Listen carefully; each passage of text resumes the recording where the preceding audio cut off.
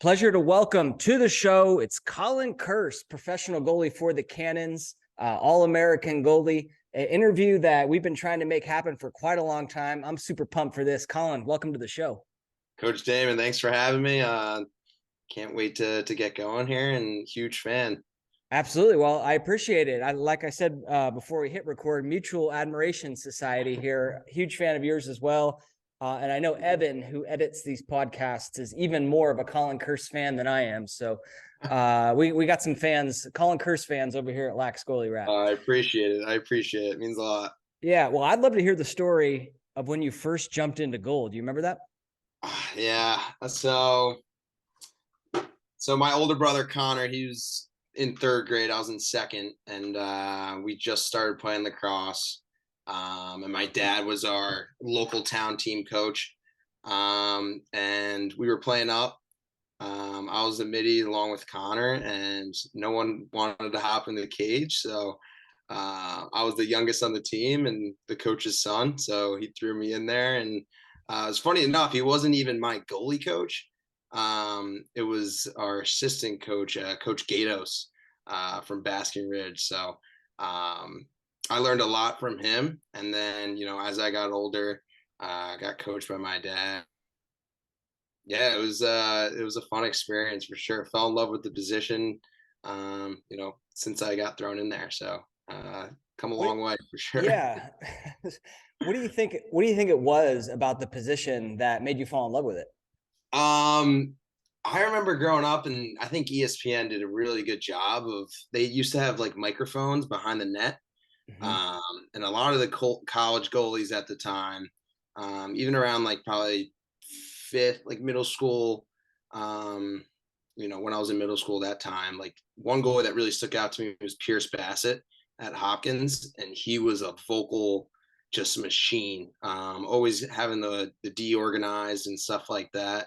And that's something that I really loved, even, as a young, fourth grader in the cage, just, being able to be a vocal leader out there. And you do have, a different, I guess, viewpoint of the game compared to anyone else that's actually in the game. So that's definitely an aspect of the position that I always, really loved and fell in love with since I was, even young. Yeah. I love making that big save. Yeah. Us as goalies, like we got the spotlight, and it kind of goes both ways. Like some people get nervous in that spotlight, but when you're in that spotlight and you make that big save, I mean, come on, is there a better feeling than that? There's no feeling like that. Yeah. Yeah. So, that's definitely a good point as well. Yeah. Awesome. So it was kind of interesting. You said, your dad, who was a goalie himself, when you first got started, you were actually getting coached by another coach. What were you guys working on? Like what sort was just the basics, stance, positioning? Here's how you move to the ball. Any things that come to mind that you were learning at that young age?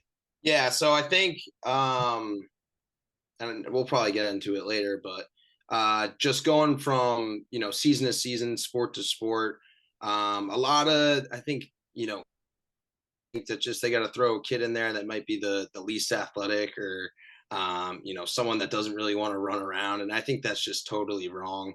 I think the goalie position, you have to be maybe one of the most athletic kids, and that really starts one with their stance. I think being an athletic base, like I like to compare it to almost playing defense in basketball or a linebacker in football.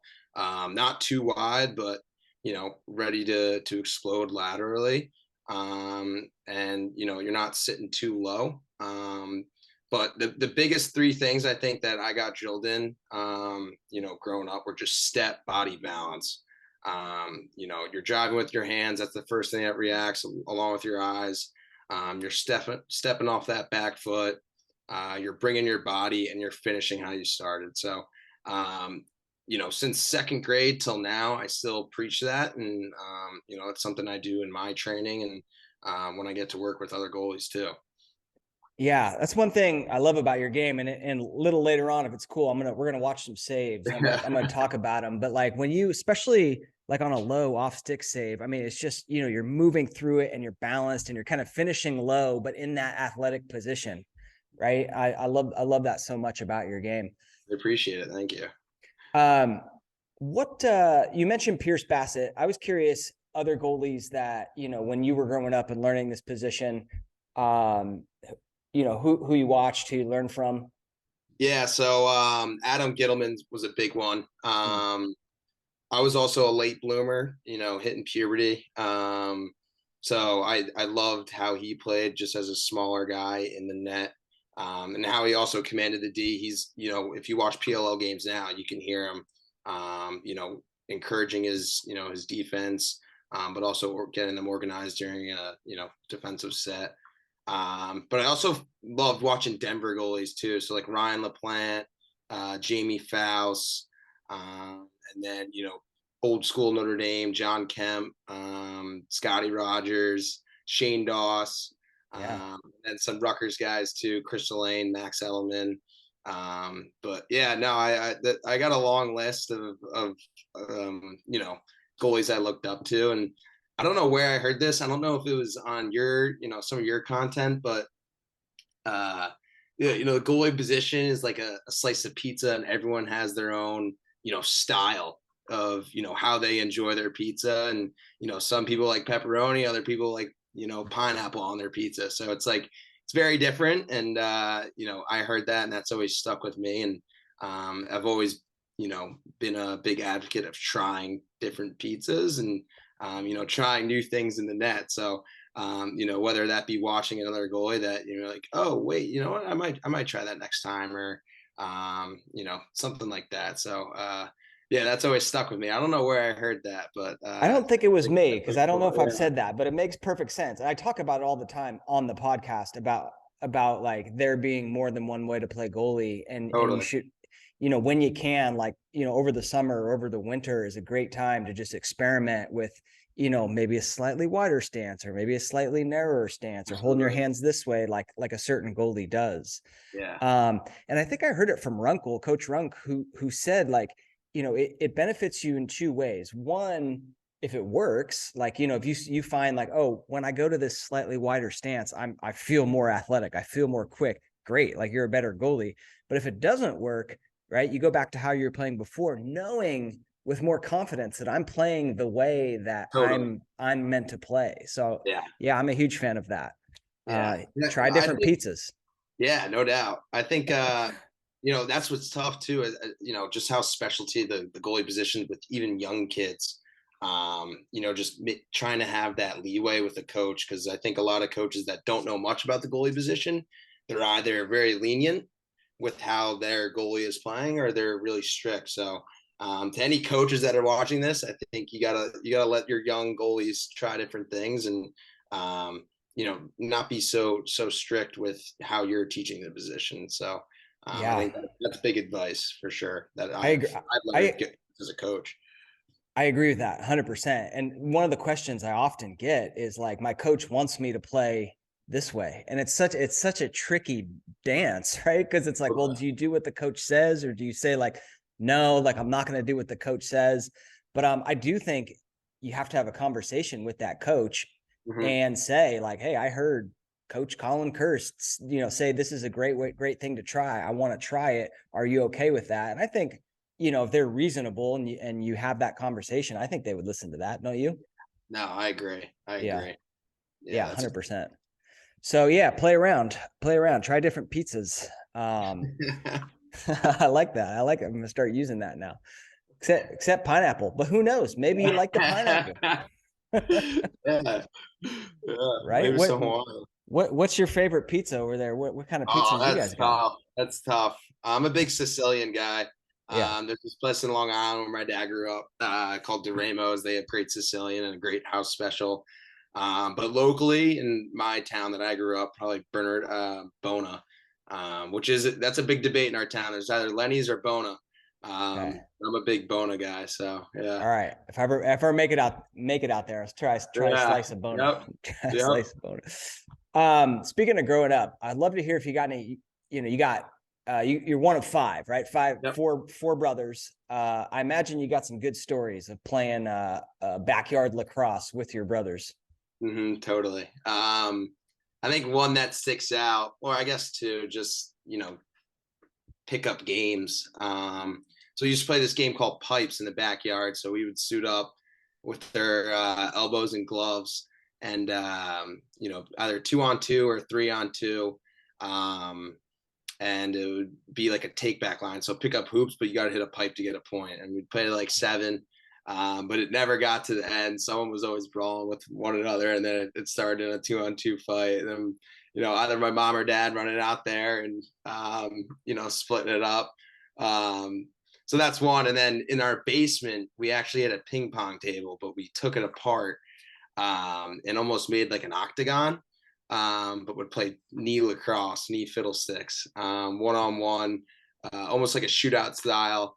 But you couldn't get up on your feet, and there were a good amount of holes in the walls in our basement, and still are. So they never ended well, but I would say a lot of my stick skills definitely came from some playing those games, and looking back, a funny time, but in the moment for my parents, I can imagine we gave him a pretty big headache.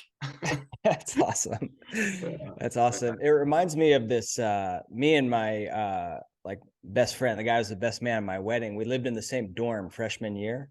Okay. And so like on the elevator ride up, when it was just him and I, like every once in a while we'd look at each other and we would just do like these full out ground ball wars, like going 100%, trying to get that's awesome. to one-on-one in the elevator as it goes up. And sometimes like the door, it would stop on a floor, and someone would just be looking at us like, I'll take the next one. Kind of sounds so like the octagon, right? Yeah, no doubt. That's so great. I love it. I wanted to know, do you have any other brothers who are goalies, or is it just you? Yeah, so my youngest brother is actually a huge fan of yours. He's a junior in high school. Caden, he's a goalie. Okay. So yeah, he loves your content, learns a lot from you. So big shout out to Caden over here. All right, that's awesome. Is he going to play in college? Yeah, hopefully. So pretty busy time for juniors getting recruited now. But since the recruiting role, I feel like with the specialty positions, it's kind of been a little slower. Just when September 1st hits, and I guess it would be tiered goalies, just kind of how colleges see that position. That first wave goes, and that second wave, and there's plenty of schools out there that still haven't committed goalies. So I think the biggest advice for kids that around there in that age range are just be patient. Your time will come. Keep working and don't just kind of block out the noise. As frustrating as it could be, where you may think you're better than a kid and he's committed to going somewhere. Mm-hmm. Don't let that affect your judgment, how you treat others. You should just be a great teammate, to begin. But your time will come if you put the work in, for sure. 100% agree. Comparing yourself to others is such a losing recipe. Yeah. It's such a recipe to get down mentally. Yeah. And it's like you can't even control that, right? Like, so what? Like the kid across town is going to Hopkins. Like, just worrying about that and saying like, well, I'm a better goalie than him. Does that do anything for you? No. 100% no. And so yeah, I totally agree with you. All right, so we got one more Kirst goalie, one more goalie we can look forward to. That's going to be awesome. I was curious if you guys, being a goalie, you and your youngest brother, did you teach your non-goalie brothers anything about shooting? Yeah, I think that's a big thing that since we've all gone to college and we've been in our separate wavelengths, since probably 2016. Just talking lacrosse, talking shop, talking matchups coming up. That's something I always like to do. Especially when, Connor was a rookie in the PLL, and seeing who he was going against and talking about, their personnel and even, their goalie that they were going up against. So, when we would mess around, and still to this day, when we go, when we're all together and we're working on our games, I like to, critique maybe something that I see in their stroke, or, they see in my game, what maybe I'm showing. So What would be an example of something that they would say, like, you're giving up a little bit too much off stick, like that type of Yeah, thing? yeah, exactly. Or, I'll be like, was I, out of position there, just like you said, or, how'd you beat me on that shot? Like, did I dip my hands real quick and then you beat me on that, or was I pretty disciplined in, my hands or my body? So, um, and I'm a big, like, I like to film myself and see what I'm doing and see the kind of shots that they're shooting, and see some tendencies with that.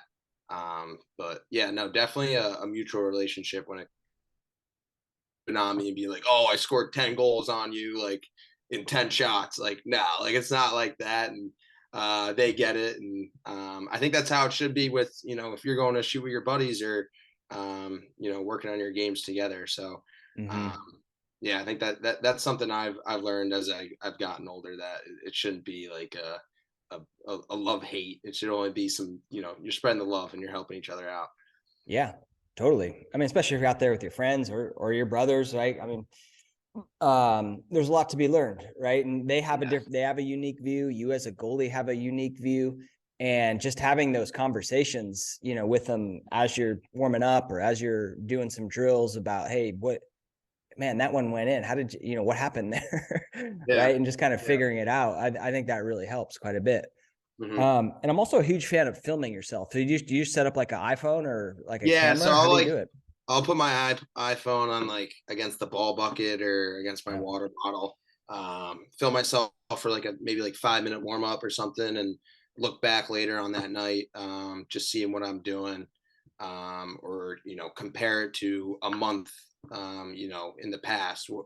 What is changing in my stance or my step, Ah, stuff like that. So I like to keep things consistent, but also if I'm trying something new, see what that looks like, and try and remember what it feels like too. yeah, that's a really good point. It's like any sports position that's one of repetition. And you hear this quite a bit in baseball where, like, a pitcher's mechanics can like get off, right? Because ideally you're doing the same thing over and over and over again. Anyone of repetition, sometimes you can just get off unintentionally. Like, I want to hold my hands this way, but like when I set up now, like I'm more this way, or I'm a little high, or I'm a little low, or whatever. You can just get Yeah. off and not realize that. And so that's a good point. Reviewing the film, not only to see if you're making mistakes, but just like go back a couple months when you're playing great and kind of just see, is something different.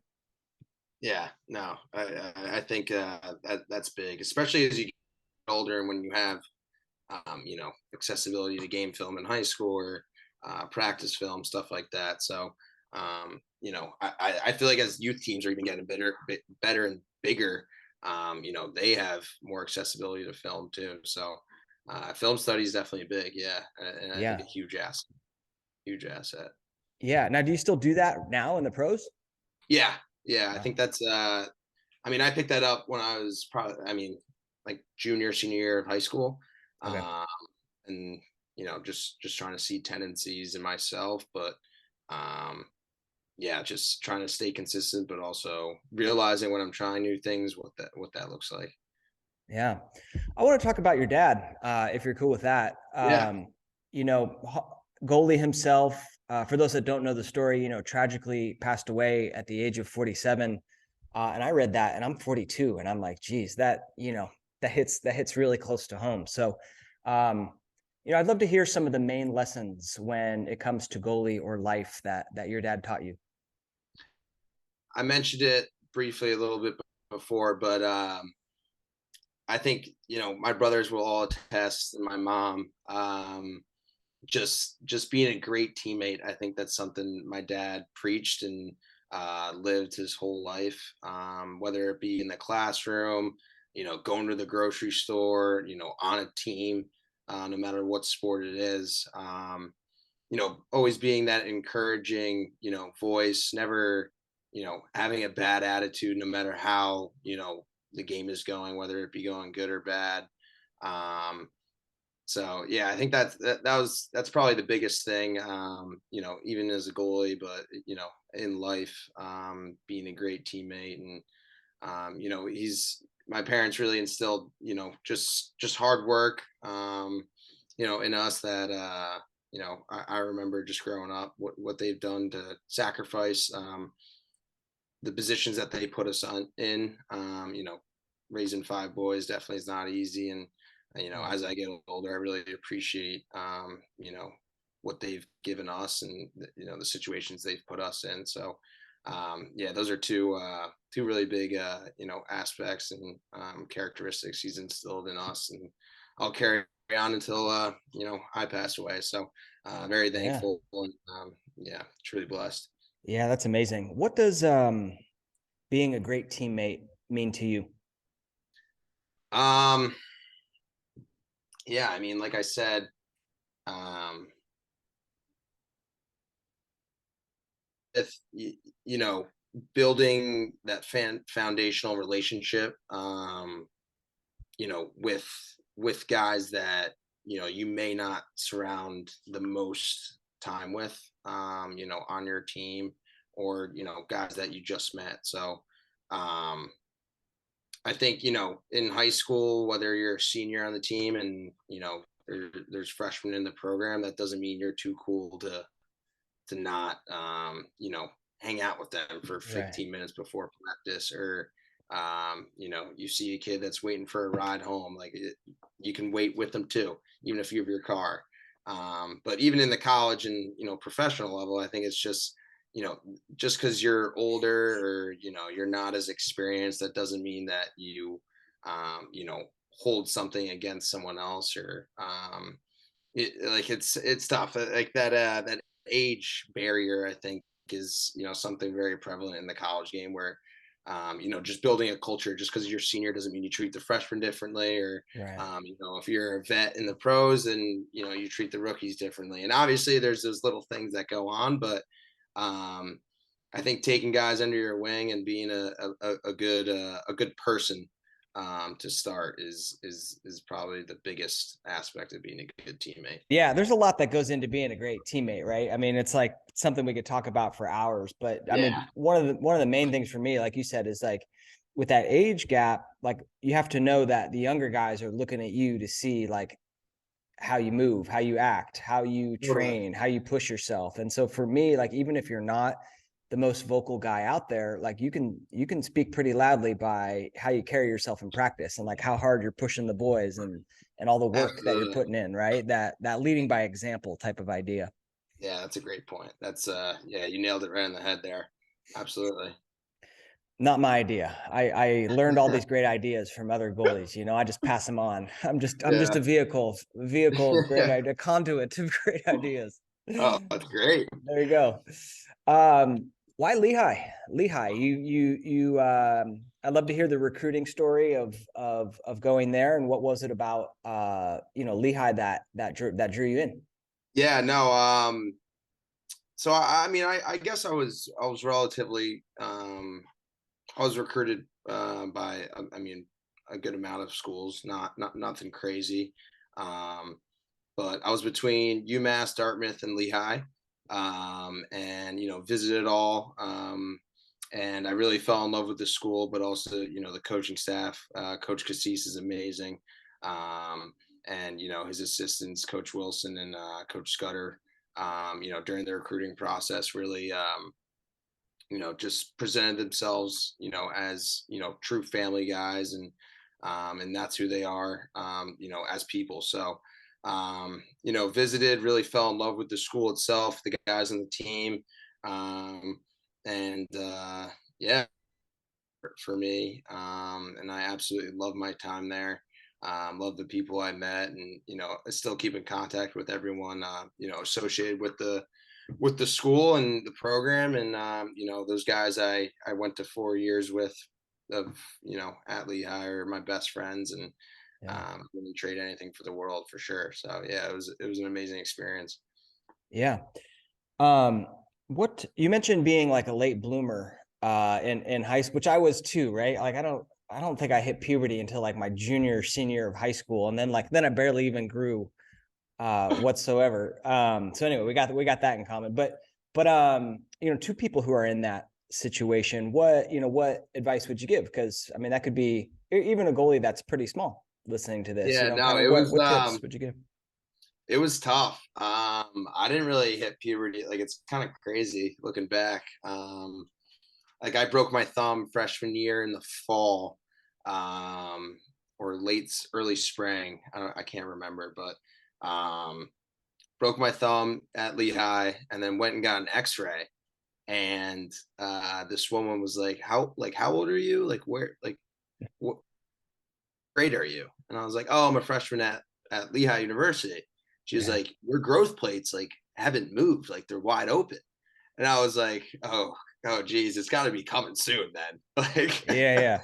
so like mid sophomore year, I kind of went through it. And yeah, I think the biggest, I don't know, like that's tough. Like, my brothers would always rip on me and stuff like that, but controlling what you control, right? Like, I didn't have any control on how my body would grow or when that was coming. So Right. mentally, it was, I had some, I was deep in a hole sometimes, and some days after practice, or after training, running and stuff, I wasn't in the best of shape. So I always stuck to why I was playing the game, and that's just for my deep love for it, and what it's done for me, and kind of the medicine that it gives me. So Yeah. that's really for the smaller guys out there, and girls, I would say control what you can control, and if you keep putting your nose to hard work, and putting your head down, your time will come for sure. So Yep. yeah. Especially as a goalie, I think that, and you could probably relate to this. I feel like once a goalie gets like a little bit of confidence, or once a goalie like hits, kind of figures it out, like more than other positions, I feel like the goalie's growth is more exponential. Like you get much better, much quicker, a lot faster. Totally. You Yeah. agree? Yeah, no, I do. Yeah. It's a big mental game. It's Yeah. just as physical, it is mental. So as a goalie, but yeah, no, that it's looking back, it's kind of funny to look back on, but yeah, no, I think the biggest advice, like I said, is just controlling what you control. And um actually heard this quote from Steve-O, the guy from Jackass. He goes, I don't believe in luck. I think luck is where preparation meets opportunity. So Yeah. um, I think that's something that I heard probably early on in my college and high school days, and I really thought was pretty heavy. So I think within that aspect is you control your preparation, what you do daily, and what you can do to be better, and hopefully down the road that opportunity comes, and you fall back on your training. Totally. 100% agree with that. Yeah. So you know, you're such a great goalie. I go back. I'm gonna check out his stat. I'm gonna go back and check out his stats at Lehigh. And I'm like, what? He was the backup? Like, who the hell's better than Colin Kirst? No, no. Talk to me about, being the backup, and how do you think young goalies should approach that role and what you learned? Well, you gotta shout out my guys, Donnie Stiers, freshman year with Chris Kiernan, and then James Spence, Caleb Creaser, all my guys, Mike Venezia. So I've been blessed with my 6 years of college and an amazing goalie room. And one that's always been, like we've been talking about, guys that have been great teammates and so encouraging. And as much as you're competing right within a team, and for a position that only has one person on the field and in the net, you can still be an active participant, and helping whoever it is out there throughout the week and daily, to help your team win, because that's what matters at the end of the day. So yeah, I mean, it's definitely tough when you come, from high school and even middle school. You're playing and you're a starter, and then you're put in a situation and in an environment that you aren't the guy, right? And I think a lot of goalies, whether they come from middle school programs and they go to high school and they don't turn out to be that guy. Mentally, it's tough. And same thing with high school to college or college to pros. So, and it's I don't want to beat a dead horse, but really falling back on your training and doing what you can control, and not having a bad attitude, really, I think, is beneficial to the team, is even if you're a backup. So, first prioritizing being a great teammate, what you can do, whether it be filling up the water bottles, on the sideline, or, being a crease attackman, screening the goalies in warmups. That's something that, I was instilled earlier on in my college years, and, I struggled with, I'm not going to lie, because it was a hard realization, but quickly, learned through conversations with coaches and, older veterans on the team that, if what matters is, the team success, and not necessarily, about you. So that was definitely a tough pill to swallow, but something I look back on, and very grateful to have learned, and to have, kind of flipped that switch as quickly as I could. Yeah. I was going to say, I mean, it reminds me of that lesson that your dad taught you, which is be a great teammate. That's another perfect example, is like, if you're the backup and you're like pouting and you're like constantly like, complaining that like, oh, I should be the starter, I'm better than this guy, like that brings the team down. That's not being a great teammate, right? Your goal should be to lift everybody up, not bring people down. And so, yeah, that's kind of sounds like, a value that you have, and something you exhibited at Lehigh. Thank you. Yeah. 6 years of college, huh? You're like Van Wilder over there. I don't even Yeah, know. kind of nuts. Have you seen that movie? I don't. Maybe that reference is too old. No, I haven't. What called Van Wilder? Van Wilder. Yeah, it's with here's where Ryan Reynolds plays this guy that's like just in like classic in college forever, and like everyone knows him. He knows everybody. But anyway. Why the decision to then transfer to Rutgers? I'd love to hear the story. I've read about it, but I'd love to hear it right here. We got Colin Kirst, the man himself. So, like I mentioned before, I, hitting late stages of puberty. I had a hand injury freshman year at Lehigh. And I was a backup. I wasn't a starter, and I only gotten, a few amount of games. But with that injury, I was able to get a medical red shirt. So once I transferred, my senior year at Lehigh, due to COVID, was able to join, enter the transfer portal, and, didn't get much interest. I think, a lot of that part was, not playing that much, and a lot of coaches not someone that didn't really play in their 3.5, 4 year career. Right. But, luckily Coach Brecht, and the Rutgers coaching staff reached out, and, some guys in my Lehigh class, they talked to the coaching staff, once COVID was going on, and they decided to return. And, I had a great conversation with Cassis. I absolutely, love my time there, and, what he's done for me and my family and my development as a player, but also as a person. And decided to enter the portal. And like I said, Rutgers gave me interest, and, that was kind of the end of the story. They were really one of the only schools that reached out to me, and it was a no-brainer. Just being a Rutgers Scarlet Knight fan my whole life. My mom and dad both going there, only being really 30 minutes away from home. And, just playing as a Rutgers lacrosse player, imagining that in the backyard growing up. It was, when Coach Brecht first reached out, it was a no-brainer, and, super thankful for the opportunity. Yeah, that's amazing. Yeah. That's amazing. And, just the chance to, honor your dad in a way, and kind of you guys all kind of going back and playing there. And that's a pretty cool story.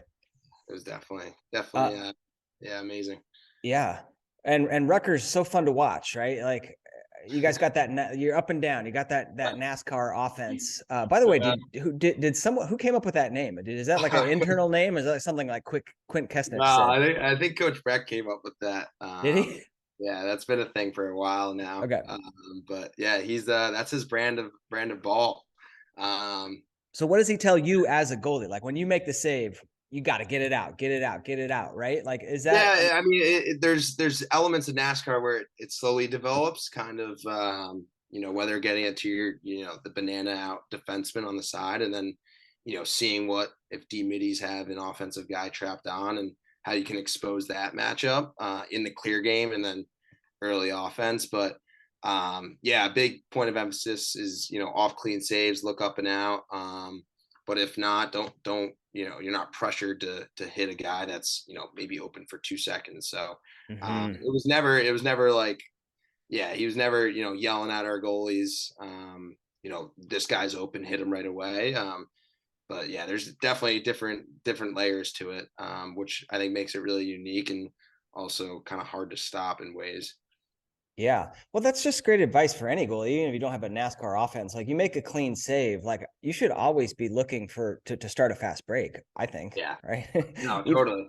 Yeah. Even if your offense doesn't have a cool name, like the NASCAR offense, right? Yeah. But that's another good point, is that you like don't force it, especially like at the youth level. I think a lot of kids here that they want fast breaks, and they want, offense begins with the goalie. And to a certain extent, yeah, it's true. But like, I'm sure coaches would also much rather have the offensive possession than you throw the ball away because you're trying to hit, a kid that just picked up a stick yesterday with an over the shoulder pass, right?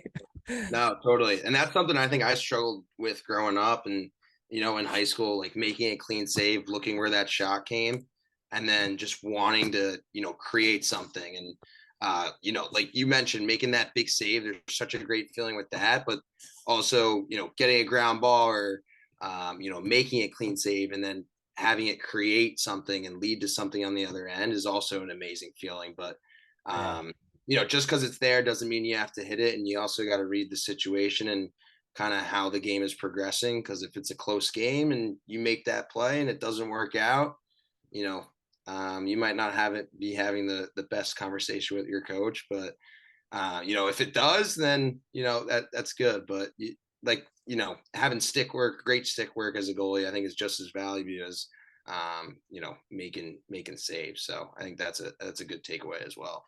Yeah. Yeah, I love it. Would you say at Rutgers, like for you, it was where preparation met opportunity, where all this work that you put in, you finally got like the chance to get, some starts, or would you say in the last 2 years, your game has really like skyrocketed?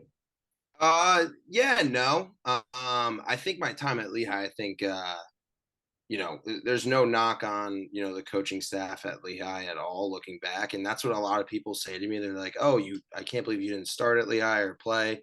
And, I look back at how I developed as, a goalie over my 4 years, and look at the guys that were in front of me. And I have no, ill will towards, the coaching staff or the guys that were playing in front of me. Cause I think, Right. at the end of the day, they deserve to start over me.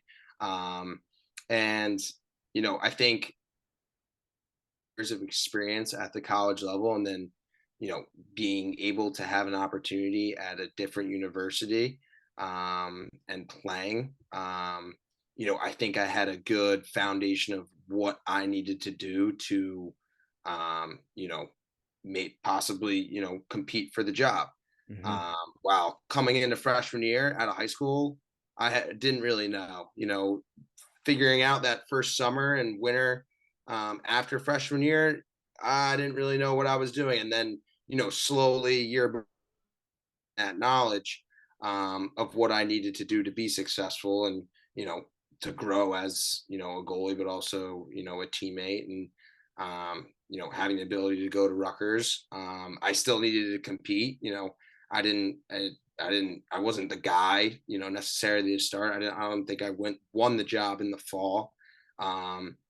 And I was told, I think 2 weeks before, we opened up against Penn State that I was, starting. So, it was never like it was kind of like, oh, I'm going to Rutgers, like I'm going to be the starter. Like it was always Right. like I need to earn that job, and go to work every day. And even looking back at this past year, same thing. Like having that complacent mentality of, oh, I'm the starter, I'm a returner. Like that's not going to help you, I don't think, and that's not going to help you grow. So every day is a new opportunity, and a new opportunity to get better, and that's something that I think at Lehigh I learned, and I continued to do at Rutgers. So that was definitely big. Yeah. Yeah, complacency kills you. I was talking to one goalie and he said that like his worst year was the year where there was so much space in between like him as the number one and the number two goalie, like talent wise, right? Like Yeah. a lot of space. He was the clear number one. And so naturally, maybe not naturally for everybody, but a lot of people will be like, oh, I'm the number one. I don't need to work as hard as if that number two guy is nipping at your heels, right? If he's nipping at your heels and all of a sudden you're like, yeah, maybe I will stay for some more No, shots, right? yeah, no doubt, no doubt. And Yeah. no, that's well said. And I think a huge lesson, especially as goalies, and just as lacrosse players. Yeah. Um, on the back of your guys' jerseys, Rutgers, you wore Tom Hayes. This year, I don't know if you did it last year, but I would love to hear for those that don't know who Coach Tom Hayes was. Could you tell us about him? Yeah, longtime head coach at Rutgers.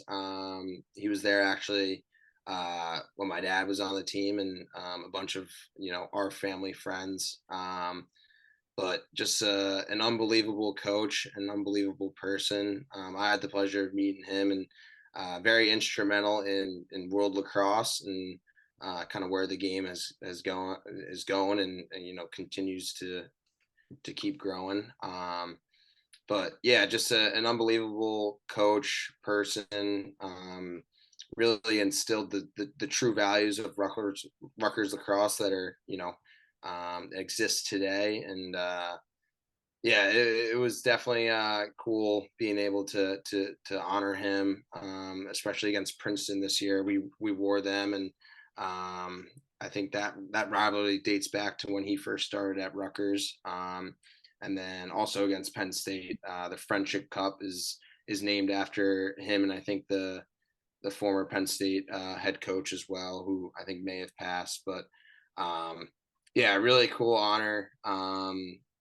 He is Rutgers lacrosse, and super thankful to have and honor him this season. That's awesome. Yeah. That's awesome. Yeah, I was reading he was really instrumental in the international development of the game, like taking some trips. It's too bad he's not around. Come down to Argentina and help us build up the program, Yeah.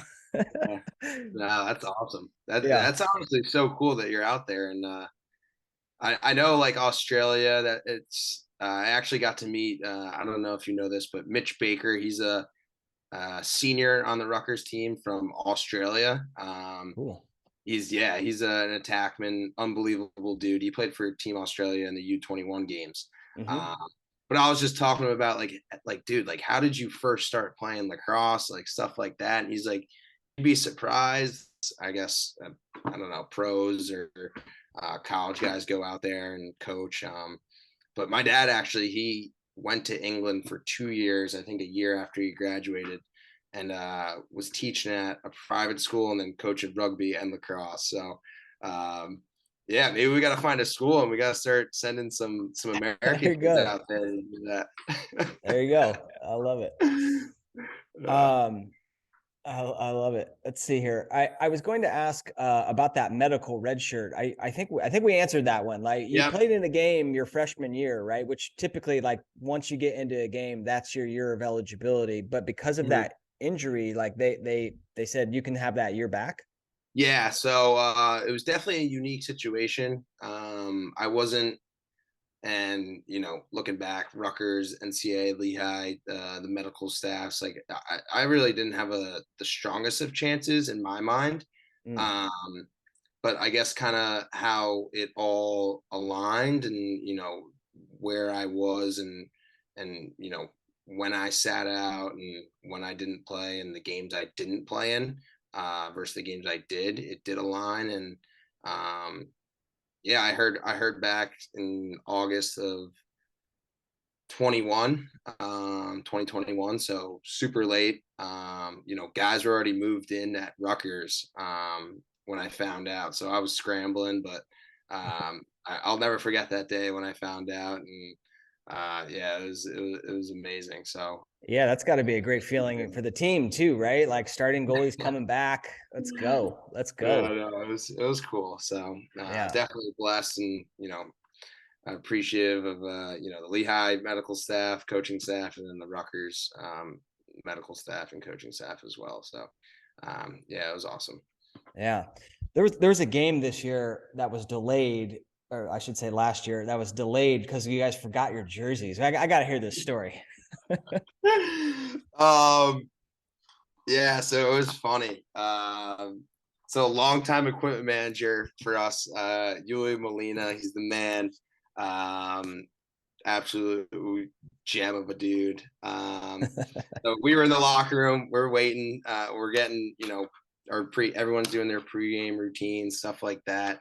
And usually in away trips, depending on where we're going, Yuli will put them in our lockers before we're packing, and each guy will throw it in your bag, and we get to the game Saturday and pull it out, get dressed, stuff like that. So they weren't in our lockers getting dressed or packing Friday. And some guys were, a little like, I don't know, like what's going on. But no one said anything. And, we're getting dressed Saturday before the game. And one of the seniors, Mike Sanguinetti, goes to Yuli in the locker room. He's like, Yuli, you have our jerseys? And Yuli was like, oh, like funny. Like that was a good joke. Like an hour and a half before the game. And everyone's like, Yuli, like we don't have our jerseys. And guys were like, he saw a ghost, he went pale, and he's been doing this for like 20 years. So yeah, delay the game, definitely super weird. Guys just having to restart their pregame rituals, but yeah, 2 hours delayed, got them in time. And So yeah, he had to drive back, and he had to drive back to New Jersey and get the jerseys. no, so I guess one of the assistant equipment managers gave it to a New Jersey State police officer, and then they drove that thing down. Love it. Yeah, fast. I don't think it took them 3 hours to get to New Jersey to Maryland. So it Yeah. was, yeah, it was That's a an good one. hour. That's a good story. Yeah. That's a good story. I played in the MCLA, so we didn't have like equipment managers like you were like in charge of your jersey the entire season. But I was always like the number one fear in my mind is that like I open up my bag and I'm like, where's my jersey? Yeah. No, yeah. First thing I would get onto the bus, be like, do I have everything? Like Yeah, exactly. even in high school. So it's like, yeah, it's that making sure you're dialed in all levels. Yeah. Talking about your game, one thing that I mean, you have a lot of walk-off saves. I mean, I don't know how many you have in your career. I think I counted a couple last year, but like, is there something about those particular moments or, something about you as a player that you think really equips you well for those big time saves?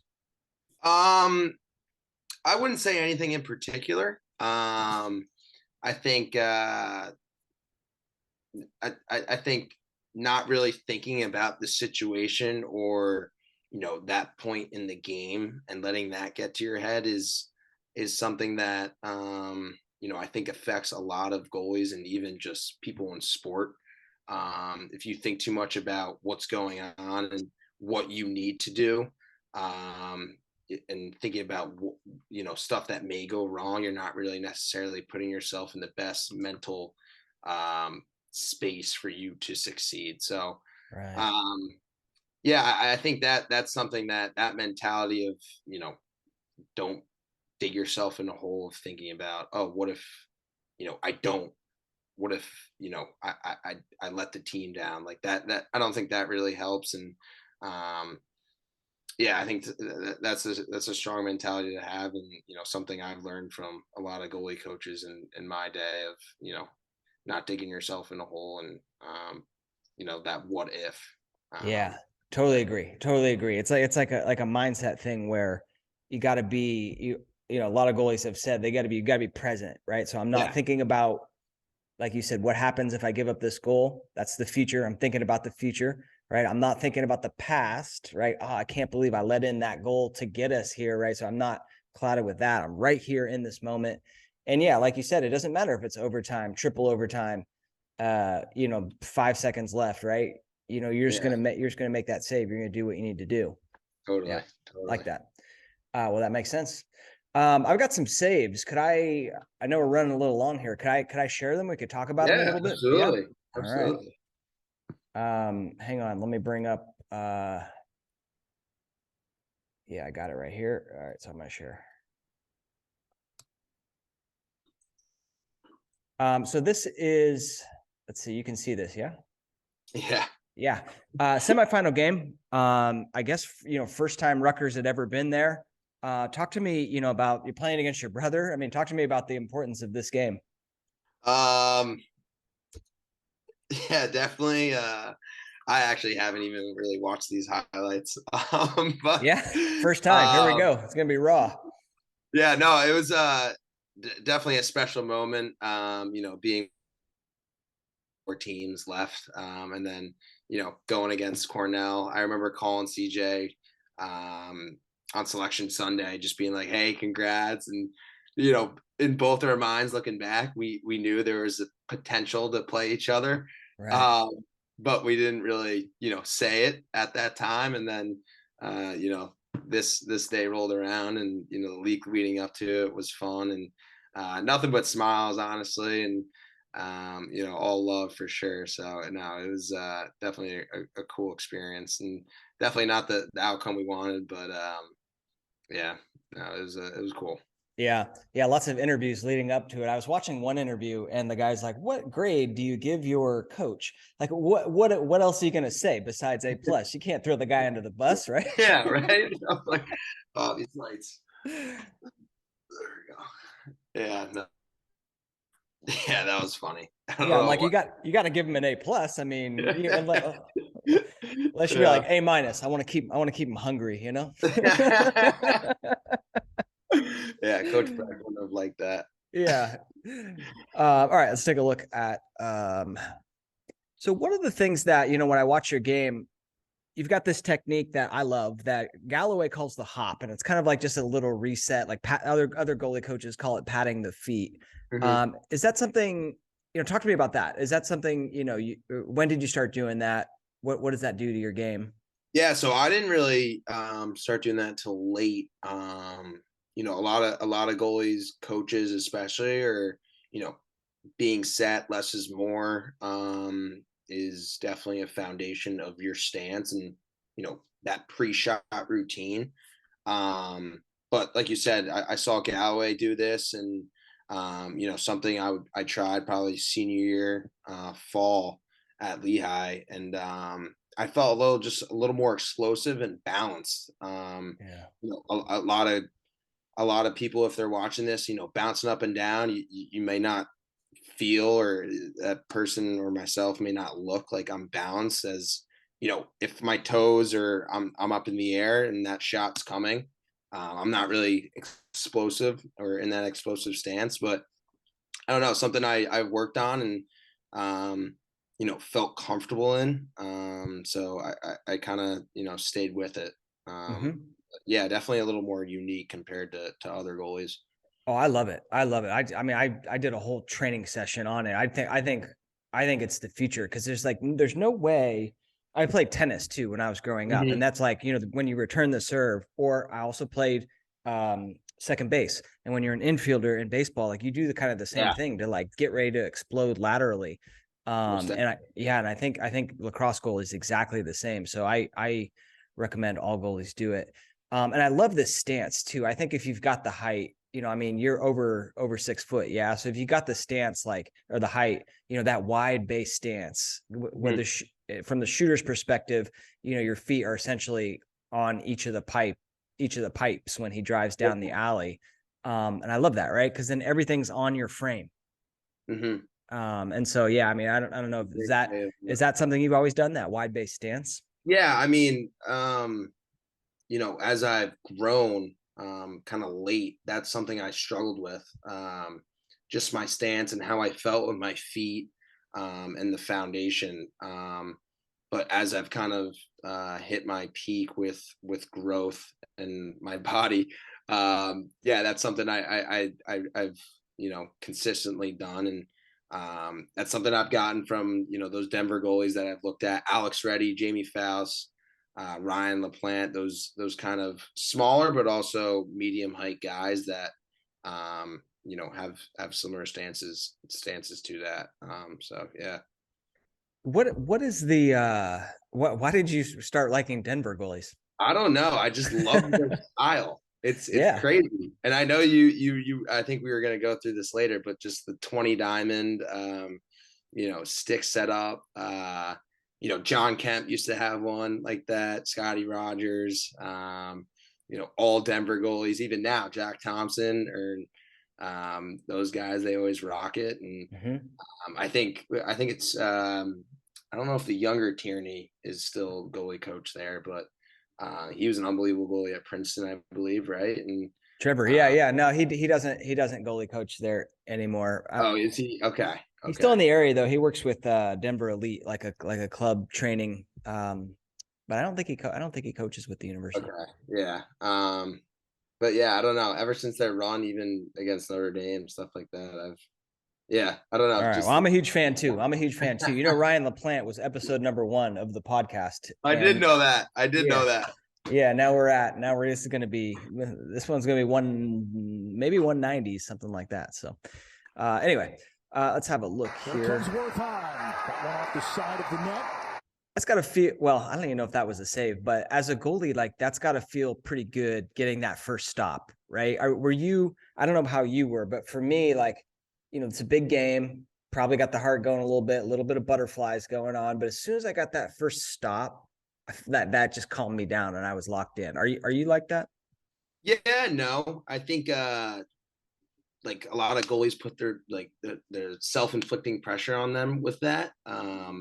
I think it is big, right? Just a confidence boost. But if the first 3 shots you see are on the crease and, you can't make that save, then, that doesn't mean you should be getting in a mental hole or changing, what you're doing in the goal. So I think there's a balance between that for sure. But yeah, like you said, it is a huge confidence boost. Yeah. All right. 2-1, shot saved by Colin Kirst. I got to tell you, when I watch your game, you know who you remind me of a lot? Is Kincannon. Have you ever got that comparison? No. Interesting. I think I feel like it's the way that you guys like you load up on the shot and then there's just so much explosion and you're both pretty big dudes as well. So like, to me, a lot of these saves remind me of Kincannon. But yeah, I mean, you watch this is a pretty decent shot, right? Like jump shot, and just poof, explosion. I love that. Are there specific drills or something you're doing to work on that explosion?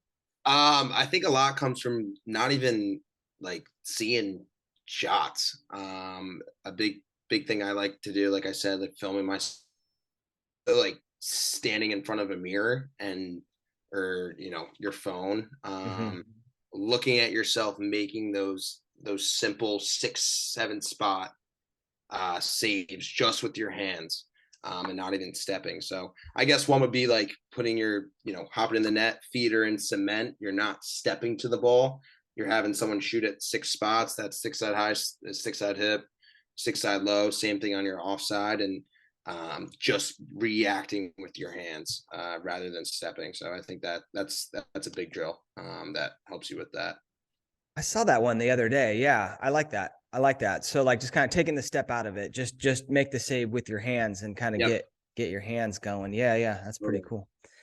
And then yeah, I mean, you're so involved and do really well in the clearing game too. It's kind of like a lesson for young goalies. Like if there's a little scrum, one, if you can go get it, go get it. And I think there's a clip we're gonna look at a little later where you do go get it. Maybe end up losing it, but I think I cut that part out. But anyway. But anyway, my point was, like, you can sneak out the back and be, an outlet for your defenseman. Absolutely. Here comes Kirst against Ethan Wall, the All-American. Bam. Hello. Did that one catch you right in the dome? Yeah, I got a little lucky. I love that. Yeah, those wake you up sometimes, huh? Yeah, no, definitely. Yeah. Cage, no path. Good defense by Coyne. Good look up top by Blake. Yeah, that one. I don't know if there's much to add on that one. That's just an outside shot, kind of missed the goal. Mm-hmm. All right, let's check out this next one. Here comes Holmes. Save. Yeah, that's a great save. So on this one, like, we were talking about that hop, and you almost do it like 2 times right there, right? Like, when are you deciding when I need to hop? I think it's different on every shot and I think on the run, that's where I really like and feel comfortable doing it. Cause I don't know. I've never been one to kind of step, stay set, step, stay set. I kind of like that analogy you were saying, kind of that tennis player, that infielder in baseball. But there's no particular, like, oh, when the shooter's here, that's when I'm hopping. When he takes 2 steps forward, then I'm going again. Kind of just all reactionary. Yeah. This is a great shot too, of like the benefits that the wide base can give you. Like, by the time he shoots it, right? Like, do you know, as a goalie, what you're giving up? Do you know in this point, like, all right, he could shoot it 5-hole, he could shoot it off stick. That's kind of what I'm giving up.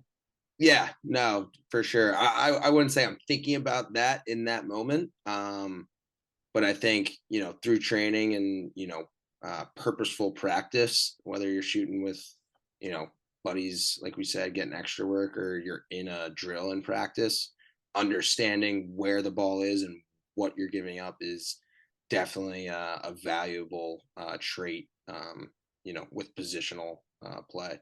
Yeah. And just like in the reps that you see in practice, you're like, all right, and that, I'm sure you've seen a shot like that, and it's like, all right, they always shoot it in one of these 2 spots, right? Yeah.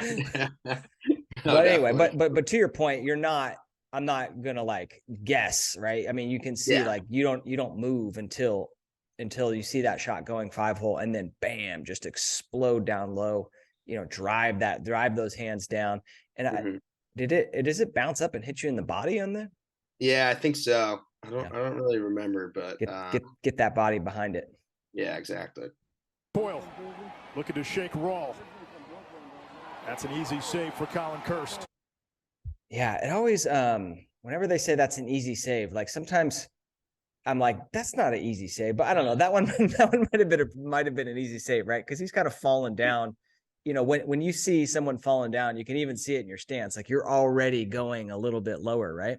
Yeah, no, I think that's definitely, you're playing the probability with that. I think, yeah, especially when a shooter, that's never something I was taught. But yeah, I think you're with the chances of, a shooter falling down, they're less likely to put it, and it's harder for them to put it high. So yeah, they can't, like, in a lot of, like, how's this guy going to shoot? And that would be so hard to shoot it like high. The stick angle would have to come from low to high, right? Yeah. And it's not. And at that point, if he does, he puts it in a corner, then you tip your cap and move on to the next one. Totally, 100%. Yeah, I mean, great shot today. Get out of the cage. He wants to get a few whacks today. Yeah, that's a nice save. Saves it. Michael Wong lost his stick. Yeah, talk to me about this save if you can. Maybe I think, you don't remember it now. I mean, I think this is a high percentage take a lot of goalies see in the game or practice, right on that pipe. I think, through repetition, reps and stuff, a lot of goalies get beat in these types of shots, just unnecessary movement, whether they're dropping their hands or, they're not finding that stick head, they're kind of guessing. I think finding that stickhead, staying patient, and once that ball is released, reacting with everything that you have. So I think less is more is a very big, learning point on these types of shots. Yeah, that's a great way to put it. Reacting with everything that you have. When I watch you make saves, that's what I see. You're reacting with everything that you got. And this is a good. This is a great outlet too, right? It's just a little bit of touch, leading them perfectly. If you want to look at the clear game. I mean, he doesn't get it, but he picks it up, and you guys are on the move. There goes the Nascar, right? Save Kirst, rebound to Gene Felix. Kirst springs out of the cage, hounded by Long. Yeah, I end up cutting that one, but this is another dome shot, and I love the we talked about being an athletic goalie early on, right? And you talk about when do I go out and like win the ground ball? It's like, well, when you can get it, right? When you got a great opportunity, and especially when it's behind the goal, you can take a lot more risks because they're not in an immediate position to throw it. But you go out, scoop it up, and you're on the move. I don't know if you want to add anything else on that play. Yeah, no, I think the goalies are perceived to be just goalies, and I think a lot of people forget that they're lacrosse players too.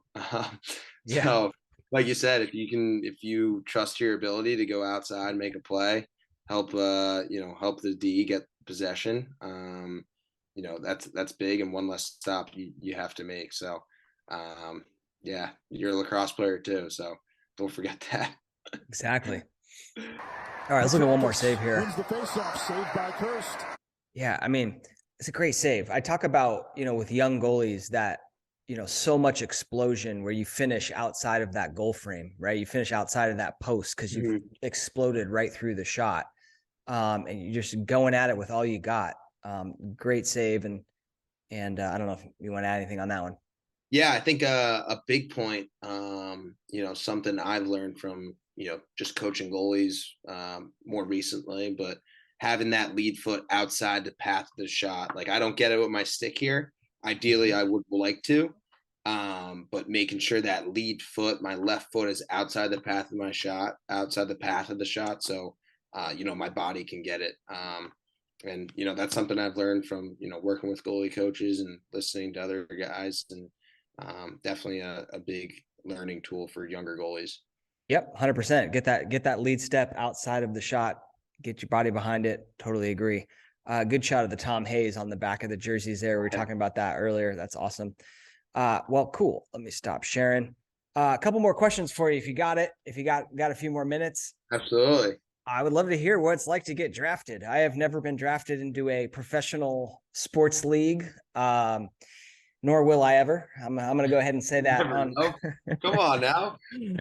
Hey, who knows? Who knows, right? Tell me about getting drafted by the Cannons. Oh, it was amazing. Truly a dream come true. But I remember sitting up. So I lived with a bunch of juniors on the team this past, fall and spring, and we were watching it. I had a little communication with some teams. In that summer, I wasn't sure if I was going back or not. I heard back from, the NCAA with my medical redshirt. But besides that, didn't really hear anything leading up to it. And I told them, and they all went crazy. And man, it was really cool. Definitely something I'll never forget. And just, was just grateful for the opportunity to be able to, play with the Cannons this summer, and, hopefully continue it. Definitely got to keep working hard and getting better. But yeah, it was, definitely a special moment. Yeah. And Coach Sean Quirk, goalie himself, awesome guy. I've had him on the podcast, runs Pete goalie training. Great guy.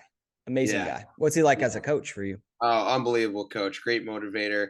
Someone that really instills the discipline and the right fundamentals of playing the game, but having that preparation of getting ready for a professional game isn't easy, and being a pro's pro. So That's what he likes to say. And it's tough not being together as a team throughout the week. And that was a tough adjustment for, for me coming off 6 years of college and being with guys every day and, even going to get food and, learning about guys on your team outside lacrosse, I think really helps your team, on the field. So that was tough, but I think he does a great job of, balancing that and, helping us, grow as teammates off the field.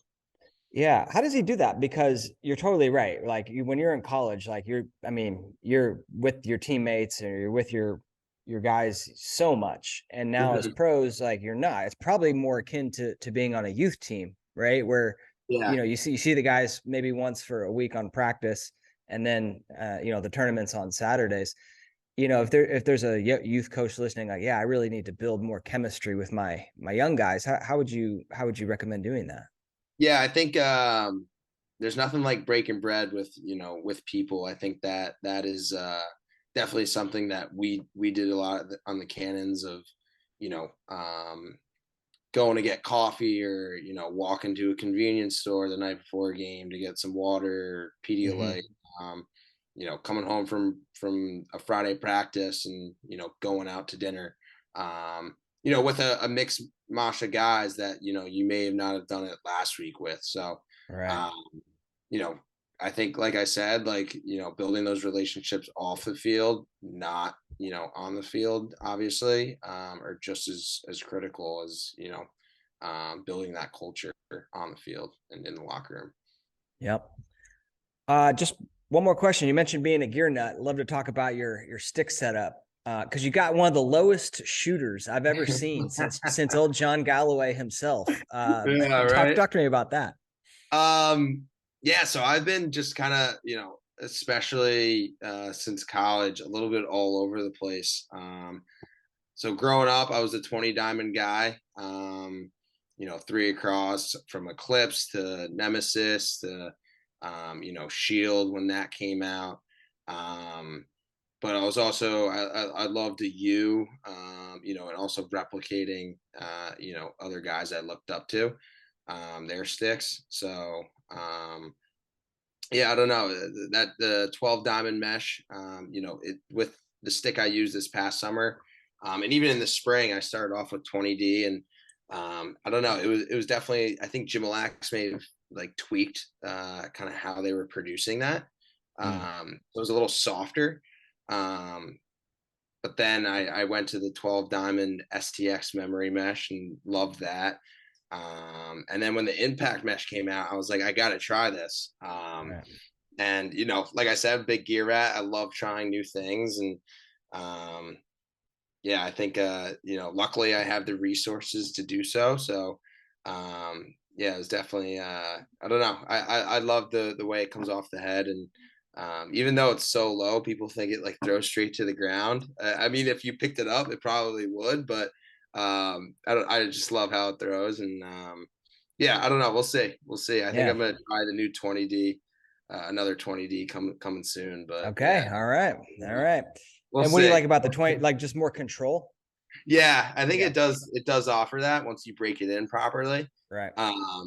But the impact mesh, when I first tried it, I thought it offered the same amount. And it was also super light.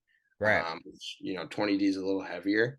But it was, have you messed around with either 20D or that impact mesh?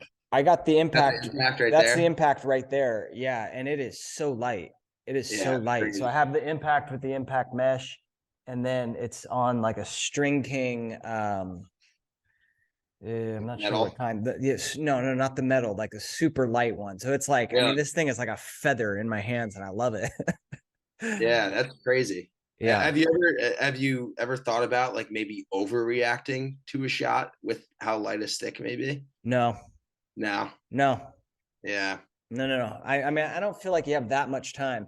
Yeah, right. I mean, that was the conversation I've had with our Rutgers goalie coach. Yeah. I get what you're saying. Yeah. Cause it's so light and you just kind of, overshoot the shot. But I don't know. I feel like if you train patience and seeing the ball, I just know that all right, maybe I can even wait a tick more before I go, which helps. No, totally. That's a good point.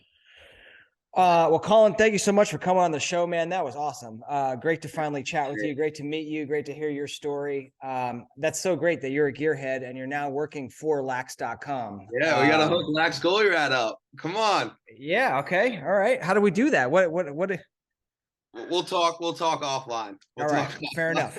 Fair enough. But if someone's made it this far in the podcast, go to what should they do? And they want some gear. Reach out to you. Yeah.